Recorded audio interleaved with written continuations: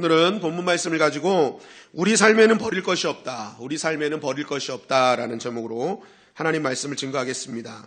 여러분 오늘 본문을 딱 읽어보니까 어디서 많이 본 말씀 아닙니까? 어디서 보셨어요? 사도행전 9장에서 봤죠. 네, 사도행전 9장에서 망각의 은혜를 주신 하나님. 자, 우리는 이 사도 바울이요 오늘 다메섹 도상에서 주님을 만났던 그 사건에 대해서 다시 한번 전하는 것을 바라보게 됩니다. 이 예루살렘에 도착했는데 예언대로 엄청난 핍박이 기다리고 있었잖아요. 그래서 유대인들의 오해와 편견으로 해서 심한 매질을 당하게 됩니다.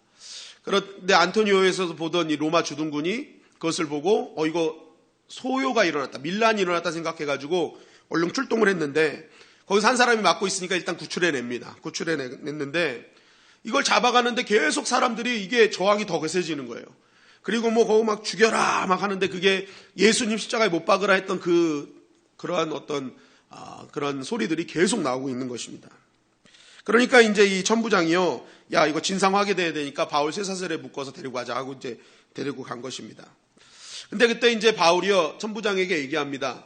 나에게 좀 연설할 기회를 주십시오라고 하는데 이 천부장이 듣는데 이 헬러가 너무 유창한 헬러인 거예요.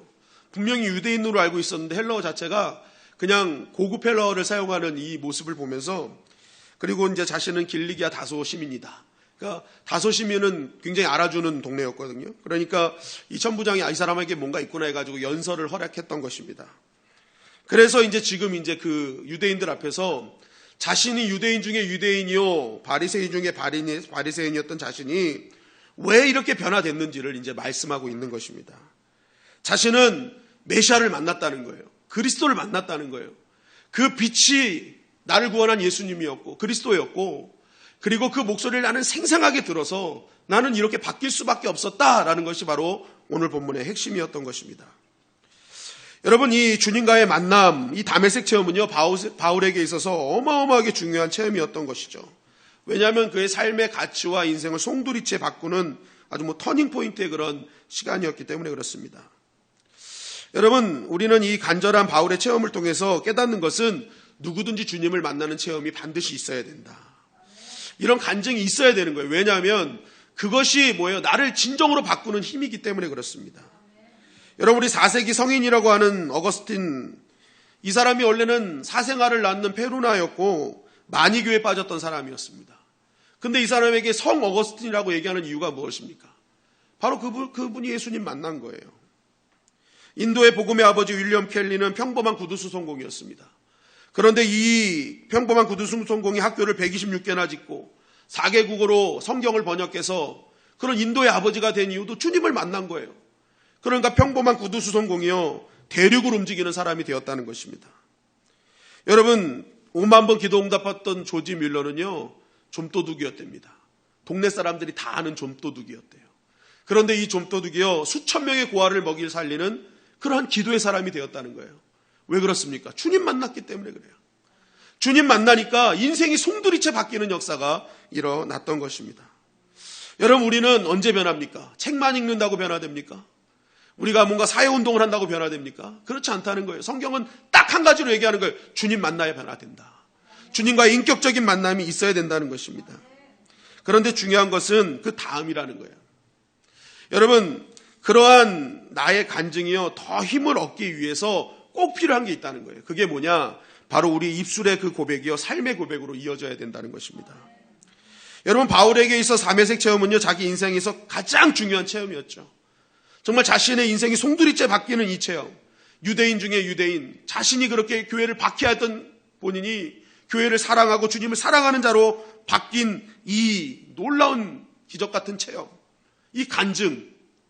여러분 바울이요 주님을 만난 다음에 한 30년 동안 사역을 했는데 이런 간증을요 여러분 이 귀한 간증을 그럼 몇 번이나 했을까요? 사역을 통틀어가지고 성경 속에서 많이 나오거든요.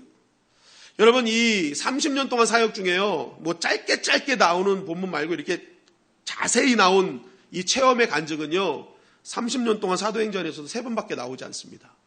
9장, 12장, 26장, 9장, 22장, 26장 딱 3번 나와요. 3번. 그러니까 30년 사역을 했을 때 3번이니까 거의 10년에 한 번꼴로 한 겁니다. 10년에 한 번꼴. 여러분 그럼 한번 가만히 보십시오. 왜 바울이 이렇게 정말 중요한 간증, 나 예수님 만났다, 이거 만나서 나 변했다 하는 이 간증을요, 왜 10년에 한 번씩 했냐는 거예요. 10년에 한 번씩. 그것은요, 바울이 깨달은 것이 있습니다. 진짜 내 입술로 나가는 이 간증의 위력은요, 나의 삶의 고백으로 드러날 때 진짜 영향력이 있다는 것을 깨달았기 때문에 그래요. 아무리 입술로 예수님이 사랑이십니다, 그 예수님은 나를 변화시킵니다 해도 나의 삶에서 변화된 나의 모습이 없다면, 삶의 고백이 없다면 내가 전하는 입술의 고백은 울리는 꽹과리와 같기 때문에, 그것을 깨달았기 때문에 바울은 9년 동안 열심히 삶의 고백을 이루어낸 거예요. 그리고 나서 뭐예요? 그 삶의 고백을 통해 자신의 입술의 고백을 할 때 많은 사람들이 뭐예요? 그 고백을 듣고 진짜 주님이 살아계시는구나 하는 것을 깨닫게 하기 위함이었던 것입니다. 여러분, 바울은 다메섹에서 예수님이 용서와 사랑의 주님이라는 걸 깨달았습니다. 그리고 오늘 말씀에도 보니까 강조하는 게 뭐예요? 주님 누구십니까? 당신 누구십니까? 했더니 난 내가 박해하는 예수라. 사도 바울은 예수님을 박해한 적이 없잖아요. 교회를 박해하고 성도를 박해했잖아요. 그러니까 그때 깨달은 거예요. 교회와 성도를 박해하는 것이 예수님 박해하는 거구나. 그러니까 교회를 사랑하고 성도를 사랑하는 것이 예수님 사랑하는 것이나 그때부터 깨달은 거예요. 그래서 사도 바울의 삶은요, 평생에 있어서 주님 만난 후에는요, 그 교회를 사랑하고 성도를 사랑하는 데 앞장섰던 것입니다. 왜요? 그것이 주님을 사랑하는 것이기 때문에. 내가 만난 주님을 진정으로 사랑하는 것이 삶으로 나타내는 그것이 진짜 사랑이기 때문에. 그러니까 뭐예요? 교회를 사랑하십시오, 성도를 사랑하십시오, 이웃을 사랑하십시오 얘기한 게 아니라 실제적으로 본인이 돌아다니는 곳곳마다 교회를 사랑하고 성도들을 사랑하는 그 삶으로 드러난 것입니다. 그럴 때 뭐예요? 자신이 잠깐 하는 그 입술의 고백이 어마어마한 더 큰 영향력이 생기고 그것을 통해서 하나님이 더욱더 영광 받으시기 때문에 그렇습니다. 여러분, 사도 바울의 저 새벽 기도에도 말씀드렸지만 사도 바울은 어디를 가든지 격려했다 그랬잖아요. 격려했다. 괜찮아. 잘 될 거야. 우린 지금 힘들지만 반드시 일어날 거야. 격려잖아요. 왜냐하면 성령의 위로를 받고 주님의 사랑을 깨달은 사람은요, 이렇게 할 수밖에 없는 거예요. 제가 그걸 보면서 한 사람이 깨달았어요. 생각났어요. 바로 김복남이라는 분인데, 엘레강스하고 원더풀해요. 판타스틱하고 이런 분이 양들의 김이잖아요. 김복남 씨. 그런데 이분이 제가 어렸을 때 보면요, 말이 다 감탄사예요. 판타스틱해요. 이렇게, 그죠? 엘레강스해요. 원더풀. 다 격려해, 격려. 그래서 야, 이분이 성공한 이유가 있구나. 격려구나, 격려. 여러분, 우리가 주님께 격려 받았잖아요. 주님 우리를 위로하신 분입니다. 격려하시는 분입니다. 이 입술의 고백이 더 강력해지기 위해서 해야 될 일이 뭐냐는 거예요. 우리의 삶에 있어서 매일매일의 그 주님을 받던 격려를요, 내가 누군가를 향해서 하는 거예요. 그럴 때 뭐예요? 그 격려가 진짜 격려가 될 수 있고 내 안에 함께 하시는 예수님을 그들이 발견할 수 있는 것입니다. 여러분, 사도신경의 서문이 뭡니까? 전능하사 천지를 만드신 하나님 아버지를 내가 믿는다라는 고백으로 시작합니다. 근데 여기서 믿는다라는 것이 끄레도잖아요. 끄레도. 내가 믿는다. 하나님 믿는다. 그런데 이게 끄레도가요, 동사로 쓰이면요, 어떻게 되느냐? 끄레는 심장이고 도는 드린다는 거예요. 내 심장을 드린다. 여러분, 심장을 드린다는 건 뭐예요? 내 생명을 다해 주님을 믿는다는 거거든요. 여러분, 이 사도신경이 처음에 시작할 때는요, 세례를 베풀 때 사용했던 것이 사도신경입니다. 그런데요, 이 초대교회, 초대신앙은요, 이들이 세례를 받으면서 전능하사 천지를 만드신 하나님 아버지를 믿습니까? 네 하는 이 질문과 대답이요, 얼마나 그들 사이에서는 이게 귀한 고백이었는지 몰라요. 왜냐하면 그때 당시 세례를 받는다는 것은요, 엄청난 박해와 시련을 받을 각오를 했다는 것이거든요. 체포되거나 채용될 수 있고 때로는 사자굴에 던져지기도 합니다.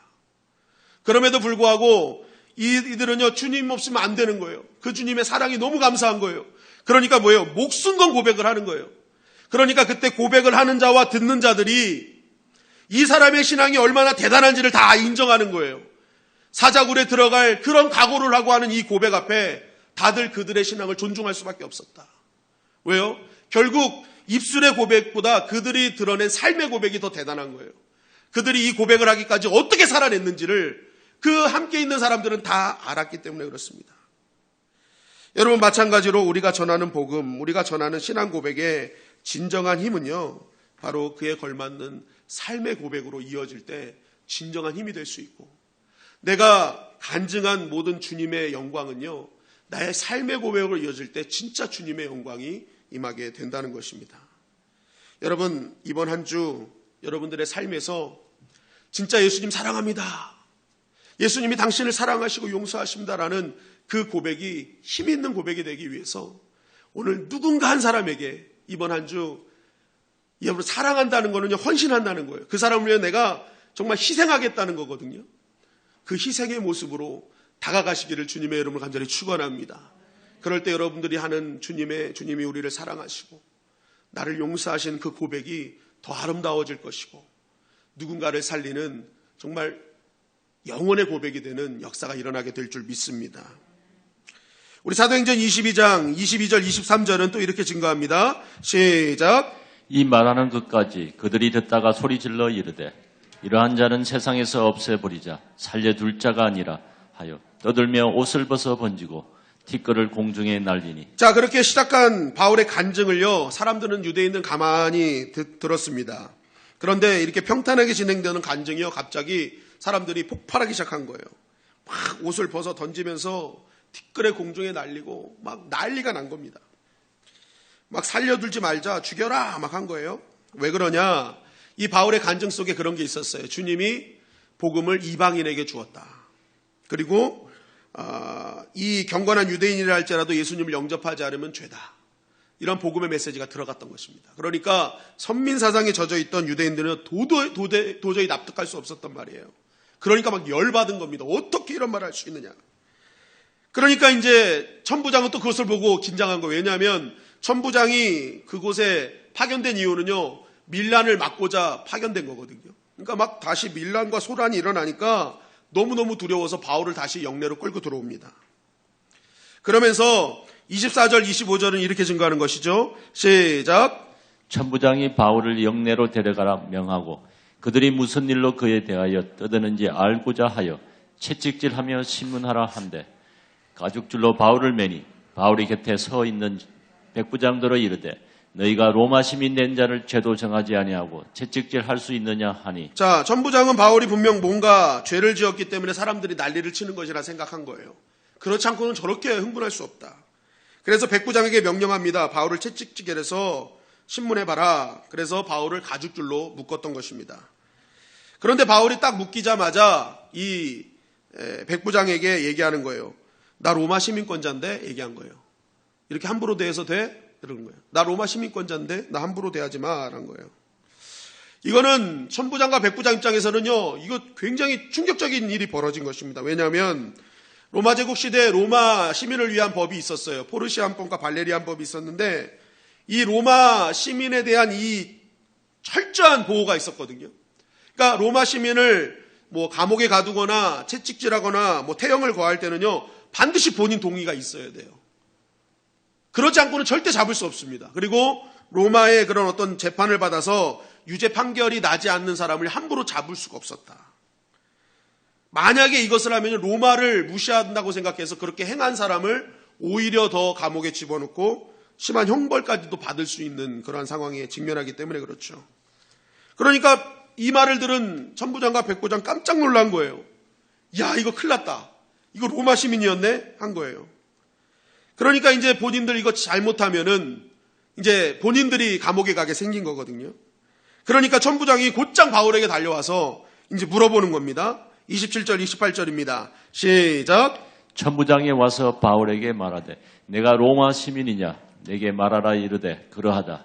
천부장이 대답하되 나는 돈을 많이 들여 이 시민권을 얻었노라. 바울이 이르되 나는 나면서부터라 하니. 자, 천부장이 확인차 온 거예요. 진짜 로마 시민이야?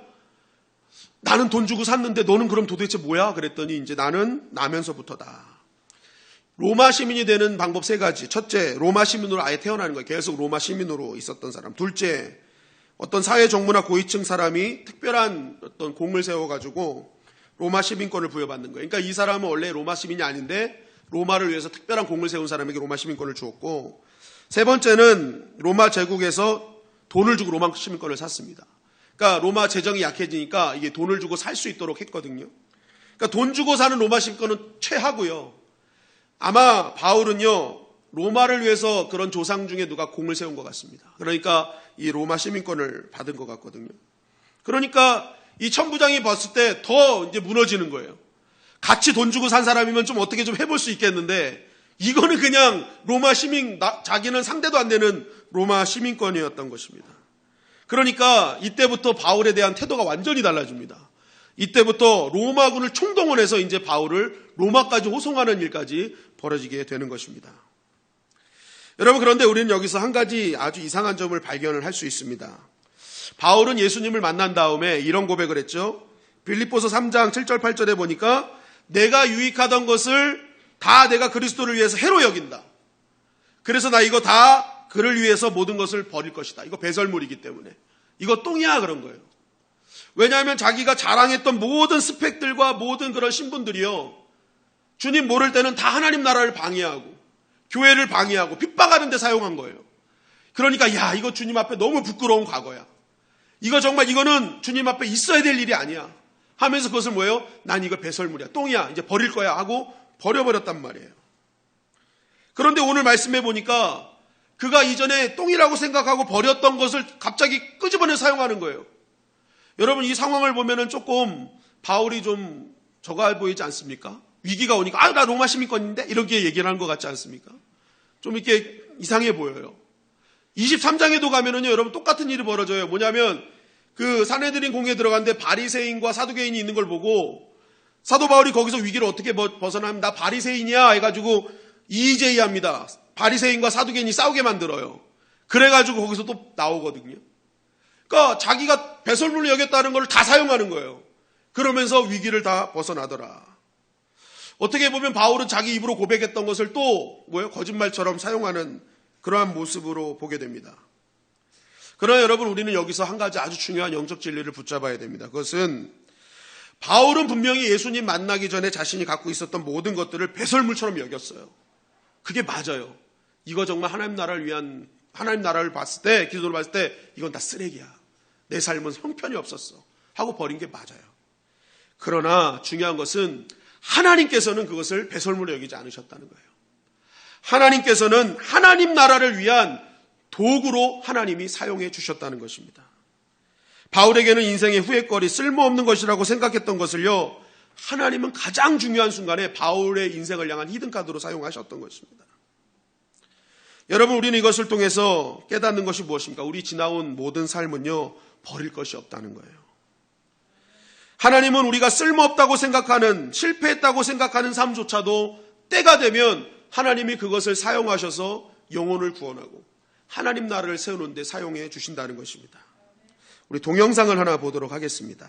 처음에는 너무 신기하다. 하나님이 하시니까 전도가 잘 되네. 정말 복음은 기쁜 소식이에요 하고 전하고 다녔는데, 사람들이 처음에는 나도 당신같이 되고 싶어요 하는 사람들 막 만나다가 처음으로 그분이 제 기억에는 3번째 재발하신 분이었어요. 그러니까 완전히 지휘어 계시는 상황이셨는데, 저는 예수님이 살아계셔서 아무 문제 없다고. 근데 이분은 제 웃는 얼굴이 너무 싫었던 거죠. 본인은 울고 싶은데, 저도 암 환자였던 과거가 있으니까 동등하다고 생각했는데 이분 입장에서는 제가 동등하지 않은 거예요. 저는 지금 암이 없으니까. 거기서 갑자기 그 말이 저한테 위축이 딱 된 거죠. 너는 지금 암이 없으니까 그렇게 얘기하지. 다른 말을 했으면은 제가 또 이렇게 넘어갔을 텐데, 그 말이 갑자기 이 사람은 내가 자신의 아픔을 같이 해준다는 생각을 전혀 안 하는구나라는 걸 알게 되니까, 상처를 받은 그 사람 보고 제가 너무 되려 또 상처가 되는 거예요. 저 사람이 나 때문에 오늘 하루 종일 기분이 더 나빴으면 어떡할까? 나는 왜 여기 갔을까? 이런 생각 갑자기 순식간에 들어오더라고요. 그래서 갑자기 암 환자한테 가기가 싫어졌어요. 하나님한테 그 다음 날부터 기도할 때 하나님 저 가기 싫어요. 내가 암 환자가 지금은 아니라고 자기랑 틀리대요. 그럼 내가 어떻게 그 사람을 위로하겠어요? 저 이제 멀쩡해졌으니까 차라리 저 다른 사람한테 보내주세요. 안 아픈 사람. 저 정말 열심히 할게요. 처음엔 이렇게 기도하다가 갑자기 이거는 제가 그렇게 하고 싶은 마음이고, 하나님께서 저한테 계획해 놓으신 게 너를 살려놓은 이유는 암 환자한테 가게 하기 위함이야. 이게 하나님의 뜻이면 제발 제 마음을 고쳐주세요. 가게 해주시고 좀 도와주세요. 저는 못하겠어요. 이렇게 기도를 시작한 지 일주일째 되는 날 재발 소식을 들은 거예요. 하나님의 방법은 항상 혀를 찔렀기 때문에 제가 처음에는 두둥했죠. 처음에 저도 제발 이랬는데 고칠 수 없다는 거예요. 뼈에만 가가지고. 선생님이 그냥 망연자실해서 같이 이거는 어떻게 할 수가 없는데 뭐 손잡아서 이러시니까 못 고친다고? 거기서 갑자기 하나님이 고치시는 거지 사람이 고치는 게 아니잖아요 생각이 들면서 혹시 그 기도 때문에? 저는 그때 그 생각이 확 든 거예요. 기도를 매일 했기 때문에 그 기도에 대한 응답은 항상 하나님께서 하나님의 타이밍에 꼭 응답을 주시니까 이게 응답이었어? 하긴 내가 암을 가지고 있으면 당당할 수 있잖아. 나도 암 환자인데요. 이러면 되는 거 아니야? 너무 잘 됐다. 진짜 그때는 그 생각밖에 안 났어요. 그래서 그날 바로 선생님한테도 너무 기쁘게 그러면 우리 이렇게 가는 거예요? 이렇게 하고 진짜 나왔는데 이제 간호사가 어마무시한 주의사항을 들고 나왔죠. 선생님이 이걸 전달하려고 했다고 해서 주의사항은 내가 조금 지금 걸으면 큰일 나는 상황이야? 뭐 이렇게 알고 있지만 그때는 안 보이고 그냥 그때 못 걷고 누워있었다 아마한테 막 달려간 거예요. 나 이제 와 주님 나 너무 기뻐요. 막 이러면서 기뻐서 난 이제 전도할 수 있어요. 가가지고 그냥 나도 그 첫 마디가 나 당신한테 선물 가져왔어요. 이런 거예요. 나한테는 암이 선물이라는 고백을 했더니 하나님께서 넌 선물 받았으니까 또 이것도 선물로 받을 수 있을 거라고 믿어줘서 난 또 줬다. 나는 이거는 철이 나쁜 게 아니다. 왜냐면 하나님께서 하실 거니까 못 걷는 당신 마음을 내가 헤아리게 하려고 그러신 거다 분명히. 내가 두 발로 계속 걸어올 거라고. 우리 주님은 그렇게 하시는 분이지 내가 막 힘들게 한 달이 막 질질 끌고 와가지고 당신한테 그렇게 안 하신다. 지금 다 듣고 계시니까 아마 그거 다 접수하셨을 거라고. 그냥 그러면서 이제 예수님 만나요. 1년 동안 잘 안 되던 분이었는데 되게 그때 막 울면서 아프지 마세요 막 이러는데 좀 괜찮아요. 근데 예수님은 꼭 만나야 돼요. 이렇게 얘기를 하고 이렇게 오고 그 다음부터 오히려 그렇게 기뻐하니까 암 환자들이 또 확 열린 거예요. 그래서 와 진짜 암이 선물이구나. 더 실감한 게 내 고백을 그대로 믿어주시는 하나님, 나를 신뢰하시는 하나님, 내가 암을 선물이라고 기뻐했더니 우리 정은이는 암을 무서워하지 않고 선물 받은 아이니까 괜찮을 거야 하고 나를 믿어주신 거. 그냥 그렇게 생각하니까 오히려 더 가깝게 또 주님께서 내 기도를 또 어떻게 들으시고 또 어떻게 이렇게 응답도 이렇게 재미나게 하시지? 그러면서 통증을 만나기 전까지는 진짜 신나게 다시다. 너무 이쁘게 생겼잖아요. 그런데 항암만 80번 했답니다. 항암만 80번. 그러니까 어떻게 보면 살아있는 것이 지금 기적이라고 얘기하는 자매인데 보세요. 자신이 암 환자였던 그 과거 굉장히 남부럽지 않은 가정에서 자랐대요. 그리고 그러나 이제 예수 믿는 사람들 교회를 너무 싫어했답니다. 그런데 이렇게 암을 발견하고 온몸에 전신이 암이 퍼지면서 이제 죽게 될 거라고 했을 때 이제 주님을 만난 거예요. 그런데 그때부터 이 자매가 했던 것은 과거에 자신의 그런 암의 그 시간을 통해서 이제 암 환자들한테 나가는 거예요. 과거에는 그것이 실패했고 자신을 억누르고 힘들게 했던 그 삶이었는데 하나님께서 그것을 도구로 삼으셔서 새로운 영혼들을 구원하는 매개체로 사용하시더라는 거죠. 오히려 암이 재발해도 선물이라고 하는 거예요, 지금. 왜냐하면 복음을 전할 때 당신 이제 암 없잖아요. 그런데 어떻게 내 마음 알아요? 하니까 이분이 암이 재발했다는 얘기 듣고 가장 먼저 그분한테 달려갔다는 거예요. 하나님 선물 주셨어요. 당신 구원하려고. 그러니까 믿는 거예요. 이 암 걸리면 당신 걷지도 못할 거예요. 의사가 그랬는데 아니에요. 하나님은 복음을 전하라고 주신 거기 때문에 난 두 발로 걸어서 갈 거예요. 하면서 그러한 믿음으로 사용되더라는 것입니다. 여러분 저는 신학교를 다닐 때도요. 부러운 친구가 있었습니다. 누구였냐면 저랑 그 신학대학을 같이 들어가는 동기가 있었어요. 교회에서. 그런데 그 친구와 저는 너무 차이가 났어요. 그 친구는 공부도 잘하고 집안 자체가 장로님 집안, 목사님 집안 그냥 엘리트 코스. 그 교회에서의 모든 부서의 회장을 다 했어요. 저는 겨우겨우 주님 만나서 마지막 해 봉사부장하고 끝났는데 이 친구는 그냥 뭐든지 다 회장. 그런데 딱 둘이 신학대학을 가라고 지목했는데 그 친구하고 저인 거예요. 그래가지고 이게 이제 제가 나도 생각을 한 거죠. 내가 저 친구처럼 그래도 주님 앞에 부름받았는데 저 친구처럼 좀 하나님 앞에 좀 깨끗하고 경건하게 이렇게 지내왔으면 얼마나 좋았을까. 그런 생각이 제 마음속에 굉장히 많이 자리 잡았습니다. 이왕 쓰임받을 거 정말 하나님 앞에 좀 깨끗하게 이렇게 잘 해가지고 참 이렇게 쓰임받았으면 좋았을 텐데 하는 그런 지난 그런 그 과거에 대한, 그러니까 제가 중고등학교 때 좀 많이 방황을 했었거든요. 그러니까 이제 막 그러한 마음을 갖고 있는데 나중에 이게 이제 목회를 하는데 제가 중고등부 사역을 하면서 굉장히 세상에서 방황하던 친구들이 많이 왔어요. 근데 이 친구들의 얘기를 들어보면 딱 한 가지예요. 전도사님은 다른 전사님들이 우리를 이해하지 못하는데 전사님 우리를 이해해 주세요 그러더라고요. 그때 깨달았어요. 하나님께서 이거를 위해서 내 과거를 이렇게 사용하시는구나. 그러니까 과거 그걸 잘했다는 게 아닙니다. 그거는 정말 내 마음속에 부담이었지만 때로는 하나님이 그러한 과거를 사용하셔서 그런 현장에 있는 사람들을 뭐예요? 구원의 도구로 사용하시더라는 거예요. 제가 나중에 알고 난 사실은요, 저는 그 친구를 부러워했는데 그 친구는 또 저를 부러워했대요. 왜냐하면 자기는 너무 교회 안에서만 자랐기 때문에 세상의 어떤 그러한 이렇게 세상의 것을 제대로 몰라서 자기가 어떻게 세상에 살아가는 사람들에게 대변을 해야 되고 복음을 증거해야 될지 그게 본인은 너무 답답했대요. 그래가지고 하루는 그게 너무 부러워가지고 자기가 세상의 경험을 하기 위해 가지고 세상의 경험을 하고 싶어가지고 소주 한 병과 담배 한 갑을 사들고 산으로 들어갔대요.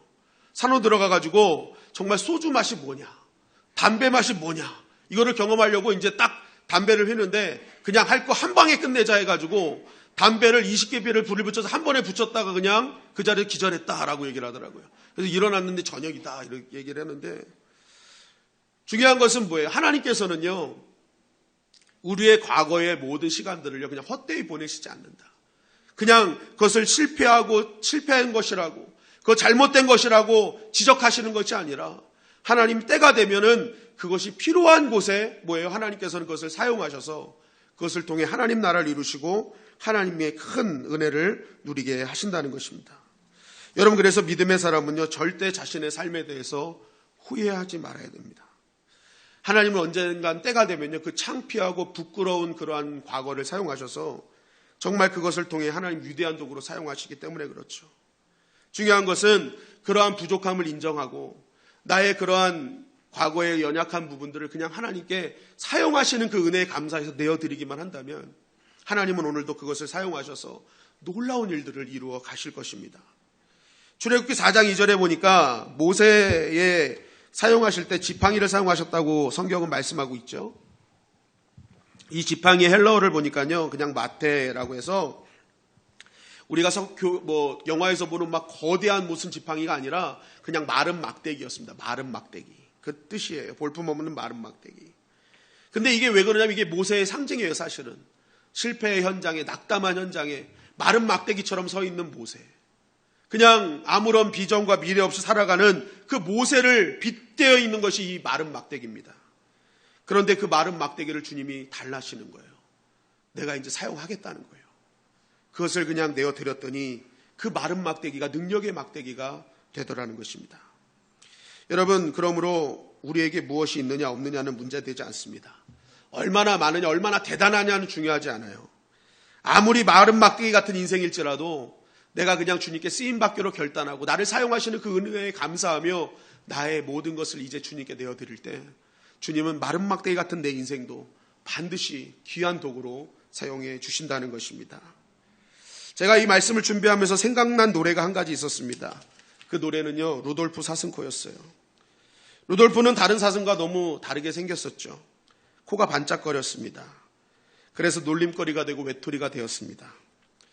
지금 우리로 말하면 들짱코, 돼지코, 메부리코 이렇게 놀리는 것과 같은 거죠. 여러분 얼마나 속상했겠습니까? 내 코를 좀 바꿔주세요. 하나님 좀 바꿔주세요. 그때 산타가 나타납니다. 산타가 나타났을 때 얼마나 루돌프가 반가워했겠습니까? 혹시 내 코를 바꿔주진 않을까? 그런데 산타는 오히려 다른 평가를 내립니다. 너 코가 너무 반짝거리는구나. 너처럼 정말 이 코는 특이한 코다. 어둠 가운데서도 이거 빛으로 사용할 수 있겠구나. 내 썰매를 좀 끌어주지 않겠니? 얘기를 하는 거예요. 그러니까 뭐예요? 자신의 코는요 형편없는 코요, 놀림받는 코요, 외톨이 되는 코인 줄 알았어요. 그런데 다시 보니까 이것은 어두운 밤을 비추는 코였던 거예요. 그래가지고 이 루돌프가요 죽도록 충성하는 거예요. 죽도록 충성해. 결국 결말이 어떻게 했습니까? 그 후로 온 사슴들이 그를 매우 사랑했네. 루돌프 사슴코는 길이길이 기억되리. 그 과거가 처참했던 과거를요 내어드려서 사용되니까 많은 사람들이 길이길이 기억되는 인생이 되었다는 거예요. 여러분 우리가 가지고 있는 부족한 건 약점이라고 생각했던 거 주님께서 달라고 하실 때 드리십시오. 그리고 충성하시면요 길이길이 기억될 것입니다.